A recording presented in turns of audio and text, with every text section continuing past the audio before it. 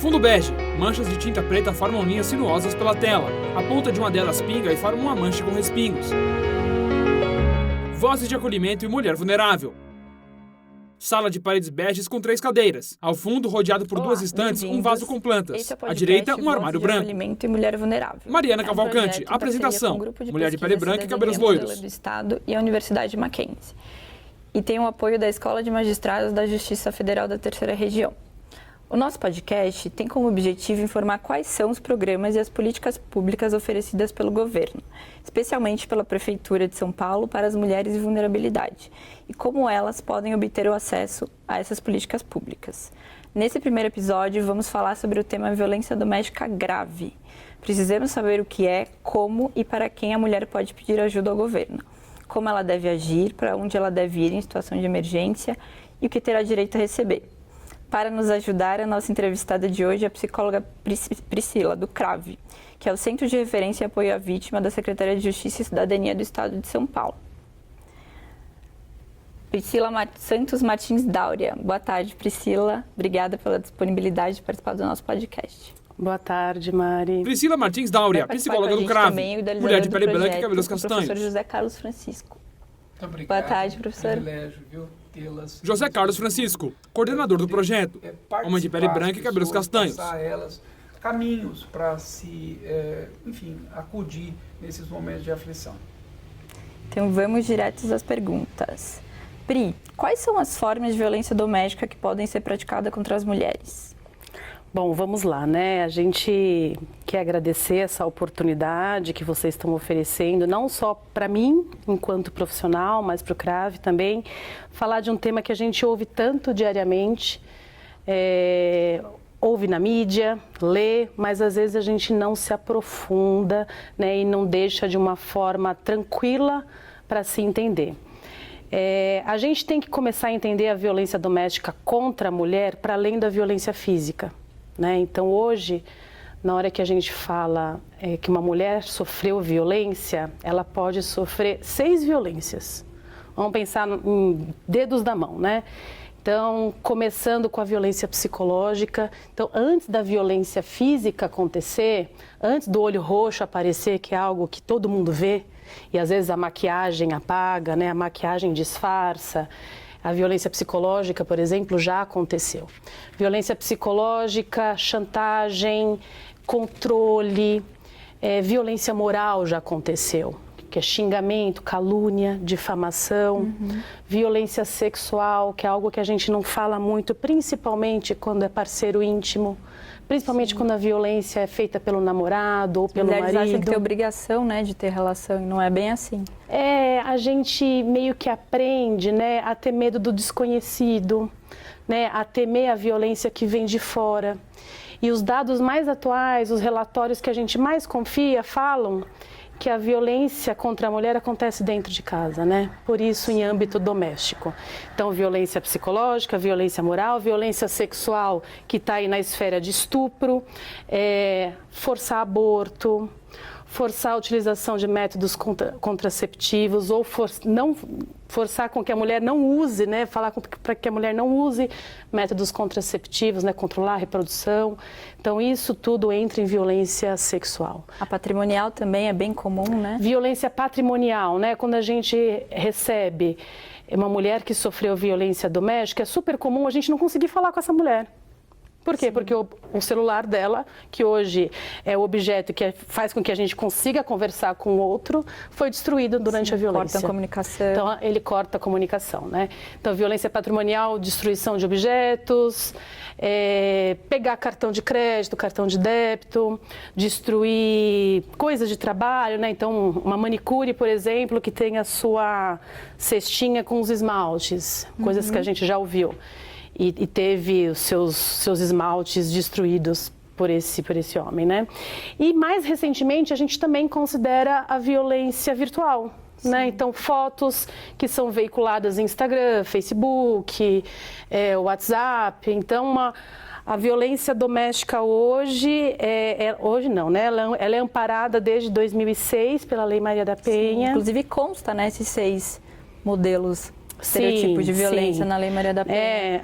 Por isso é tão importante a gente diferenciar cada um, para a gente entender como funciona. A Lei Maria da Penha traz uma novidade bem importante para o Brasil, né? É uma lei que fez com que o Brasil fosse responsabilizado pela não resposta à Penha, né? A Maria da Penha, ela é viva ainda, ela sofria violência do marido na época, não tinha esse amparo do Estado. Foi uma condenação que o Brasil teve, que como resposta teve a Lei Maria da Penha.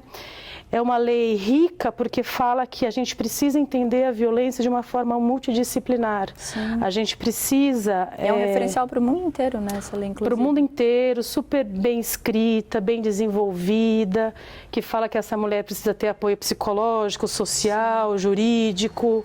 Sim, e nesse contexto, como identificar as posturas dos parceiros que indicam maior probabilidade de uma violência física? A gente tem que tomar muito cuidado com essa pergunta, sabe por quê?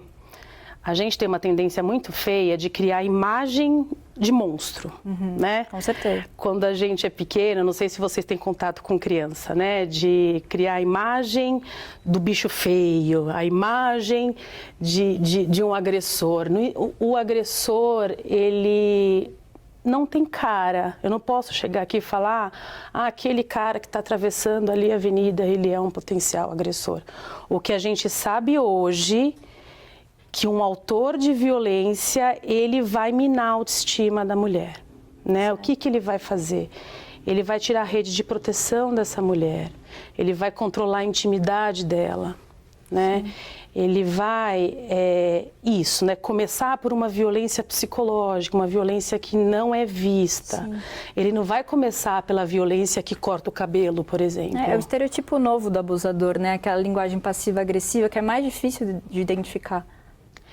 Eu não sei se mais difícil, eu acho que a gente está menos acostumado.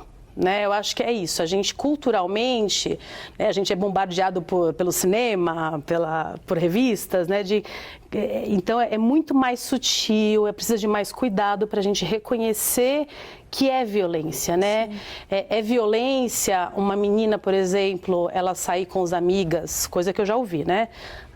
Sair com as amigas para ir num restaurante, para ir no cinema e ter que mandar para o namorado as fotos que comprovem a presença daquelas amigas do lado dela. A tecnologia acaba até prejudicando, né, nesses casos. Exatamente. Então é isso, o autor de violência, ele vai minar a autoestima, ele vai cercar aquela vítima, ela vai ficar cada vez mais privada da liberdade dela, privada da intimidade dela, ela vai perder a rede de apoio dela e não é à toa que vai ser difícil ela buscar ajuda. Sim. E no estágio inicial, por que as vítimas têm dificuldade de perceber que estão em um relacionamento abusivo? Acho que começa assim, né? E aí a violência vai aumentando. É um pouco disso, né? Dessa dificuldade de reconhecer que é violência, né? Então a gente... Mas as atitudes são muito normalizadas até na sociedade mais machista, né? A gente vem de um mundo em que a gente tem que entender a violência em ação e omissão praticada por conta do gênero feminino em relações desiguais, né? Em que um homem, ele acredita que ele pode mais, que ele pode controlar, que ele pode bater, que ele pode ficar frustrado porque o time de futebol dele perdeu o jogo, então ele pode descontar a raiva dele na mulher. Inclusive tem até uma pesquisa, né, que você comentou sobre isso? Tem. A gente tem, ainda bem, pessoas incríveis, super interessadas na área, e não só pessoas do direito, ou da psicologia, ou do serviço social, interessadas na área. A gente tem pesquisadores da FEA lá da USP, fazendo pesquisas nesse sentido. Fizeram no ano de 2022 um apanhado correlacionando o campeonato brasileiro de futebol com boletins de ocorrência, então um aumento de registros de ocorrência aos finais de semana, principalmente aos domingos, pós-jogos de futebol. Então, assim, uma correlação não por conta do futebol em si, mas por conta da frustração. Da raiva, né? De não saber como controlar a raiva. Então, que cultura é essa em que temos um homem que com dificuldade em entender a própria frustração, ao mesmo tempo um aumento da violência quando há o consumo exagerado do álcool. A pandemia, né, trouxe dados mundiais de aumento de violência, dados um aumento da violência quando as pessoas estão em convívio familiar, né? Então, convívio familiar, um aumento de tensão dentro de casa. Então é isso, né? Famílias em que as relações estão desiguais e aí a violência acontecendo. Certo. E como que a gente pode ajudar essas mulheres a reconstruir a autoestima psíquica e física? O que você sugeriria? Hoje a gente tem um lugar de privilégio aqui em São Paulo, né? A gente vai falar, tem locais incríveis aqui que podem ajudar essa mulher. Sim. Essa mulher, primeiro de tudo, ela precisa reconhecer que ela está sofrendo violência e para ela sofrer violência, ela não precisa esperar ou acreditar que a violência é só o olho roxo ou só a violência física. Então, alguém controlando, alguém cercando, alguém tirando a família de perto dela, né, já é violência. Sim. Então, da gente mudar um pouquinho da nossa ideia do que é violência. Sim. Acho que a psicológica está atrelada à física, né? Sim. Você se alimentam. Né? E pedir ajuda, principalmente sabendo que a culpa não é dela. Com certeza. E aí entra a nossa quinta pergunta, a importância do tratamento psicológico contínuo, né? Não é uma coisa simples, às vezes demora meses, dependendo do caso. Contínuo, porque aí essa mulher vai perceber que o que está acontecendo na vida dela aconteceu na vida da mãe dela. Com certeza. Aconteceu na vida da avó dela. E o que aquele cara está fazendo aconteceu na vida do pai dele. Sim, aconteceu na vida do avô dele. Então, além dessa percepção, né, de que a violência não é só física, a percepção de que eu não sou a única, a culpa não é minha e eu não sou a primeira na minha família. Então, tem algo muito grave aí acontecendo. Sim. Né? O que acontece na minha vida não se trata só de algo do âmbito privado. Com certeza, é um problema social, né? É algo do âmbito coletivo, e se é algo do âmbito coletivo, a gente precisa tratar no coletivo. Vem desde antigamente, quando a mulher é tratada como propriedade, foi uma construção, né, psicológica. E a partir do momento que a mulher sofreu a agressão física, então, quais as primeiras medidas que a vítima pode tomar? Para onde ir, quem deve procurar? Se aconteceu agora a violência, 190 liga para a polícia para a prisão em flagrante acontecer. Né? A polícia faz a prisão em flagrante, ela pega esse autor do crime, leva esse autor para uma audiência de custódia, né? A polícia tem essa obrigação em levar o autor do crime em até 24 horas para a presença de um juiz ou uma juíza que vai dar liberdade provisória ou a prisão preventiva desse autor de crime. Se ela não conseguir chamar a polícia, porque ela pode estar muito machucada, se alguém não ouvir, não chamar a polícia, ela pode ir até alguma delegacia.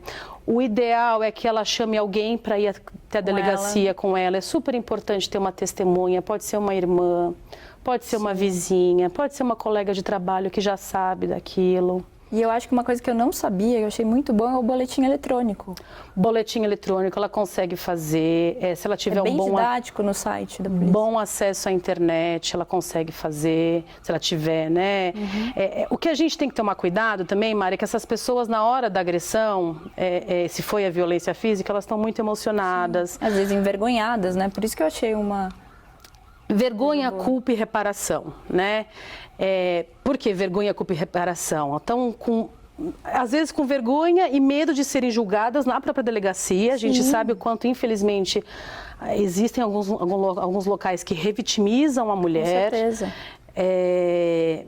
Culpa porque por conta desse ciclo de violência, é isso, né? Para uma violência física acontecer, ela já está num histórico de violência de anos.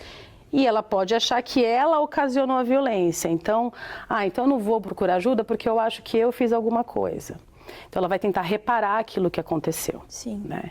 Então, se ela não conseguir discar 190, se ela não conseguir ir até a delegacia, se ela não conseguir fazer um boletim eletrônico, ela pode discar 156, que é o número da prefeitura. Ela pode discar o Disque Denúncia. E se ela não conseguir, que é 180, e se ela não conseguir fazer nada disso, ela pode ir nos centros de referência da mulher que tem espalhados pela cidade. A gente vai falar mais sobre eles e é importante falar que qualquer pessoa pode denunciar. Qualquer pessoa. Só a mulher. Sim.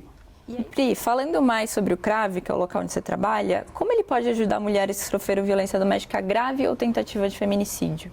O CRAV é um centro de referência que apoia a vítima de violência. É um programa do Estado que pertence à Secretaria da Justiça e Cidadania. Nasceu em 98, na época, governo Mário Covas. Existia uma preocupação na época e se pautando em 2 artigos da Constituição Federal e estadual, que eu acho que nem cabe falar agora, mas de qualquer forma era uma preocupação na época de responder para as vítimas indiretas de crimes contra a vida. Né? Um crime contra a vida não é para acontecer. Né? Um feminicídio, um latrocínio, um homicídio não é para acontecer. E se acontece, o que o Estado vai fazer com essas pessoas que ficam? Sim. Né? Porque o processo criminal vai acontecer. A família inteira fica vulnerável, né? Mas um vizinho, um amigo de escola, né? Quando é um adolescente que morre, por exemplo, uma criança que fica órfã por conta do feminicídio, uma avó que vai começar a cuidar dessas crianças porque a filha faleceu. Então, o que o Estado pode fazer para esses familiares que ficam com um luto super violento, né? Um luto que não estava esperado, por mais que a filha, por exemplo, estivesse num ciclo de violência, né? É um luto violento, um luto super difícil. Um luto imposto, são pessoas que querem justiça. Então, o Estado responde de 3 formas: com atendimento jurídico, com atendimento social e com atendimento psicológico. Então, o programa nasceu para isso, né? Para oferecer para essas pessoas um atendimento gratuito, sem limite, que não está atrelado ao processo criminal. Então, assim, com julgamento agendado, sem julgamento, não importa, né? Não é vinculado ao Poder Judiciário, né? Não, a nossa unidade de sede fica dentro do Fórum Criminal da Barra Funda, a gente tem outras unidades em outras cidades, mas o importante, a pessoa que fica em atendimento é uma pessoa que faz uma pergunta super importante: o que eu faço com aquilo que fizeram comigo? Sim, fundamental. Né? O que eu faço com aquilo que fizeram com meu filho? Né? O que eu faço com aquilo que ele fez com a minha filha? Como eu vou lidar com essa dor, né? Como eu vou lidar com essa situação? Como que eu vou lidar com essa dor? Eu tenho direito a uma pensão por morte. São pessoas que não têm ideia da existência de uma pensão por morte, por exemplo. Com certeza. Né? Então, tem pessoas que não têm ideia que elas têm direito a mudar o local da creche, por exemplo, porque vai mudar. A gente vai falar mais dessa então parte. É isso, assim, de oferecer quase uma educação em direitos, talvez no momento mais difícil da vida dessas pessoas. Qual que é a interligação com a audiência de custódia, que eu achei super interessante na conversa que a gente teve? Sim. A gente, em 2015, São Paulo começou a fazer as audiências de custódia, que não era algo que acontecia lá no Fórum Criminal da Barra Funda. E 2016, a audiência de custódia acontece para roubo, tráfico de drogas, homicídio, todos os crimes. No caso de violência doméstica, o autor do crime, né, a polícia faz a prisão em flagrante, o autor do crime é levado para essa audiência, é liberado ou não, vai responder um processo criminal que vai ser encaminhado para a vara de violência doméstica. As medidas protetivas, com as medidas protetivas de urgência. Medidas protetivas de urgência, no geral, o afastamento do lar.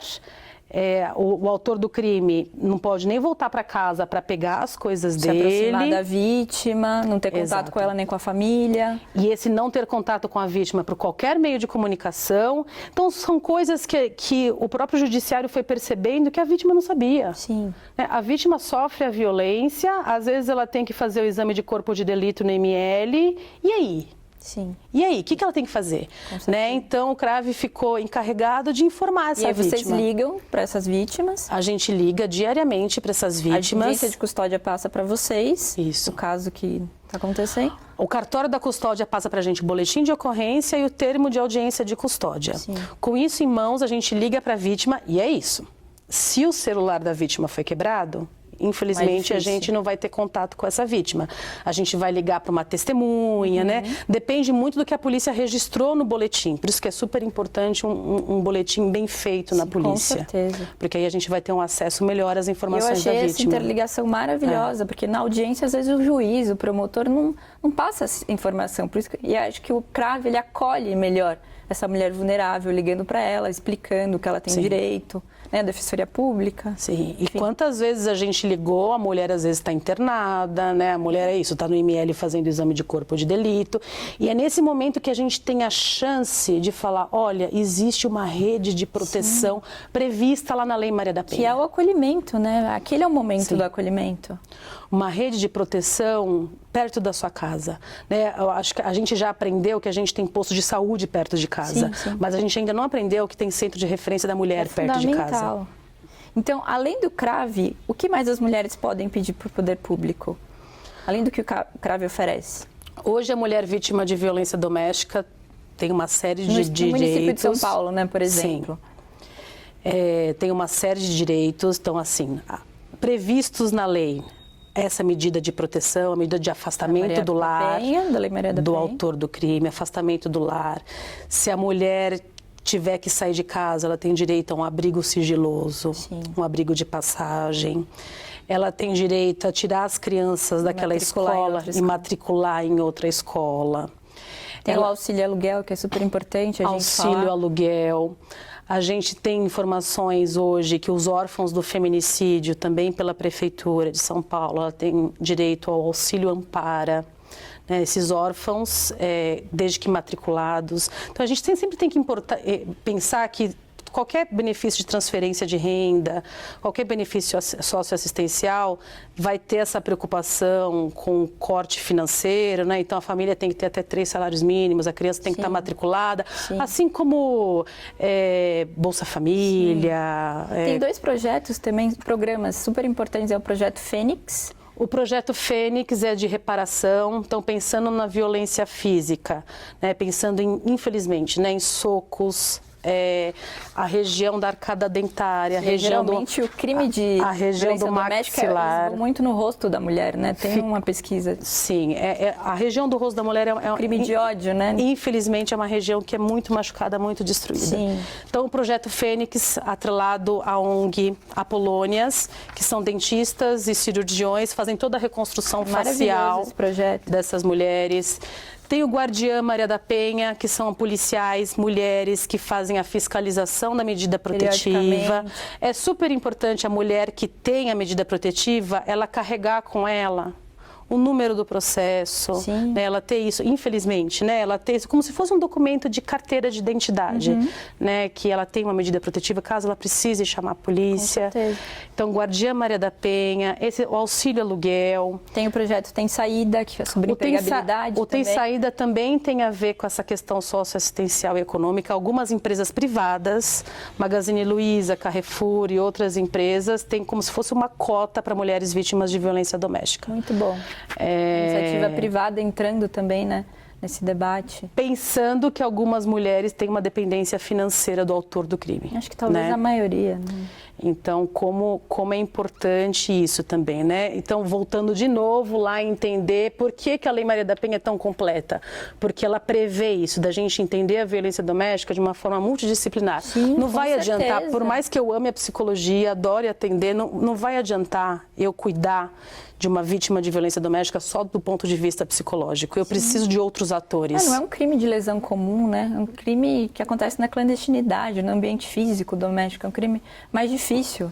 E eu preciso de respostas coletivas. Eu preciso da polícia trabalhando. Porque a sociedade tem que conscientizar cada vez mais. Fiscalizando, preciso do serviço social, preciso dos centros de referência da assistência social funcionando. E sobre os locais físicos, sites, telefones, as redes de apoio que essas mulheres podem ir? Então, vamos pensar em lógica de território. Então, Zona Norte, Zona Sul, Leste, Oeste e Centro. Existem hoje centros de referência da mulher em que ela vai ter apoio interdisciplinar. Então, normalmente tem plantões da Defensoria Pública que vai cuidar de questões de divórcio, de pensão, de guarda, apoio psicológico e social, centros de cidadania da mulher, que são os CCMs, pensando que são mulheres, é isso, né? São mulheres que ficavam fechadas, que tiveram sua privacidade lesionada, né? Como vai ser importante elas começarem a participar de grupos, né? Grupos de qualificação, encontrar outras mulheres, isso elas fazem em CCMs, Centros de Defesa e Cidadania da Mulher, que são os CDCMs, todos também da Prefeitura, a Casa da Mulher Brasileira, que é maravilhosa, 24 horas. 24 horas, tem um abrigo de passagem lá dentro, o Ministério Público funcionando lá dentro, Defensoria Pública funcionando lá dentro. Tem polícia. No metrô também pontos, né? São os pontos, do metrô. São os terminais, alguns terminais têm, eles falam que são os postos mais volantes, né? Então tem na Luz, por exemplo, em que a mulher pode prestar não só a denúncia, ela pode utilizar, e é isso, tem informações, né, como fazer. No que na polícia, você tá indo para o trabalho, passa no metrô todos os dias, bate o olho, normalmente eles identificam com a cor lilás, bateu o olho no metrô Luz, por exemplo, vai conversar com o técnico. Mais acessível ainda. E tem um ônibus também, né, itinerante. O ônibus fica dentro da casa da mulher brasileira. Então é isso, assim. Então, resumindo, né, o que a gente precisa falar desde a parte psicológica como a parte objetiva, fazendo o resumo da nossa conversa? Fazendo o resumo, eu acho que antes de tudo é reconhecer que são diversas as violências, não é só física. A culpa não é dela, outras mulheres também estão sofrendo. Se ela está sofrendo, outras mulheres da família dela também sofreram e que ela pode falar e não necessariamente ela precisa falar na polícia se ela tiver com vergonha. Né? Se estiver acontecendo neste momento, o ideal é fazer um flagrante, é discar 190. Certo. Esse é o melhor dos mundos. Mas se não conseguir fazer isso, vai até a delegacia acompanhada ou vai até um centro de referência da mulher, vai até a Casa da Mulher Brasileira, vai até um centro de cidadania, vai até o fórum. No site da Prefeitura de São Paulo tem todas as informações, endereço, telefone, e-mail, é super completo, didático. No site da Prefeitura... Pode jogar no Google, Prefeitura de São Paulo, mulheres, é bem simples. Prefeitura de São Paulo, violência contra a mulher aparece tudo. Defensoria Pública, violência contra a mulher aparece. A Defensoria tem o NUDEM, que é um núcleo super importante que só atua em relação a isso. O GVID, que é o grupo de enfrentamento da violência doméstica, está em todos os fóruns também. Então é isso, né? Todo mundo tem um smartphone na mão. Sim. Então coloca no Google. Boletim eletrônico também. Boletim eletrônico. Não quiser ter delegacia. Sim, sim. E também reforçar que a sociedade tem que participar, tem que denunciar, porque às vezes a mulher está tão vulnerável que ela nem consegue fazer a denúncia. E avisar os melhores amigos. Né? Sim, a rede de apoio familiar, os amigos. Pensar que o Estado, né, a Prefeitura, as entidades estão fazendo a parte delas, né? Tem profissionais super qualificados, mas é super importante também a própria pessoa saber que ela pode criar uma rede de proteção. Com certeza. Né? Que seja um colega do trabalho, o motorista de ônibus que ela vê todos os dias e ele vai olhar para a cara dela e vai identificar quando ela não estiver bem. Então, dela ir criando redes de proteção. Com certeza. Então, Pri, muito obrigada pelas suas explicações, foram muito importantes para a gente entender não só como as mulheres podem se proteger, mas para entender melhor as características dos relacionamentos abusivos que muita gente está e nem percebe, né? Sim. E aí eu queria te perguntar, você quer deixar alguma mensagem para essas mulheres que já sofreram, que estão sofrendo violência doméstica nesse momento? Acho que a mensagem é que dá para sair. Não estão sozinhas? Não estão sozinhas, não precisa repetir. E sempre não lembrar é motivo de vergonha, que a saída não é a vida privada, a saída é coletiva. Exatamente. E quem sabe ela pode ser exemplo para outras mulheres, né? Com certeza. E começar a cuidar da vida, né, dos problemas dela, desse ciclo de violência dela, de reconhecer, de se perguntar por que está acontecendo isso comigo, por que aconteceu tudo isso comigo. Elas têm voz, elas são importantes. O que eu faço como com sociedade? Tudo isso? E o que a gente vê muito lá no CRAVE, né? E agora o que eu posso fazer pelas outras vítimas? Sim. Porque as vítimas, quando elas saem, né, quando elas viram vetores, elas querem fazer também. Com certeza. Eu queria agradecer também à Escola de Magistrado da Justiça Federal da Terceira Região por nos disponibilizar o local para a gravação do podcast, ao professor José Carlos Francisco por idealizar um projeto tão importante para todas as mulheres e para a sociedade como um todo, né? Que a gente precisa cada vez mais debater e se conscientizar sobre esse assunto. E falar para vocês que esse é só o nosso primeiro podcast. A gente vai debater com mais profundidade nos próximos. Eu queria te convidar para participar também dos próximos podcasts e agradecer muito a sua presença. Estaremos aqui. A tela escurece gradativamente. Fundo branco. Abaixo da mancha com respingos, vozes de acolhimento e mulher vulnerável. Créditos na tela.